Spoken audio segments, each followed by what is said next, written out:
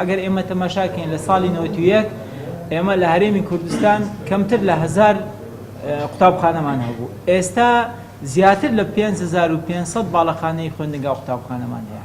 ساڵی 91 کە ئەو کاتی ڕاپەڕین بوو ئێمە لەوانەیە تەنها نزیکەی 200,000 مامۆستامان هەبوو. ئێستا 180 و چەند هەزارێک مامۆستا و فەرمانبەرمان هەیە. بەڵام ئەو 4 ساڵە بەڕاستی قەیرانی دارایی کاریگەری ڕاستەوخۆی لە کەرتی پەروەردە بوو. بۆ نمونە تەنها ئەو ساڵ 168,000 منداڵ هاتۆتە پۆلیەکی بنەڕەتی. تەنها بۆ ئەو منداڵانە ئێمە پێویستیمان بنزیکەی یان زیاتر لە 5,000 ژوور هەیە، یعنی زیاتر لە 410 باڵەخانەی قوتابخانە.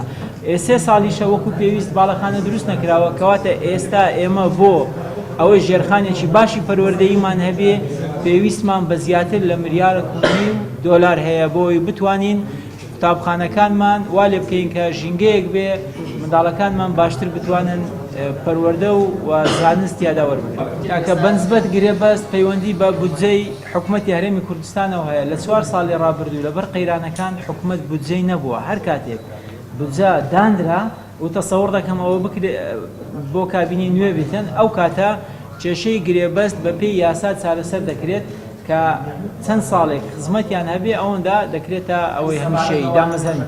وانە بێژ زین چۆنە، وانە بێژ ئێمە خۆمان ڕێکمان هێخستووە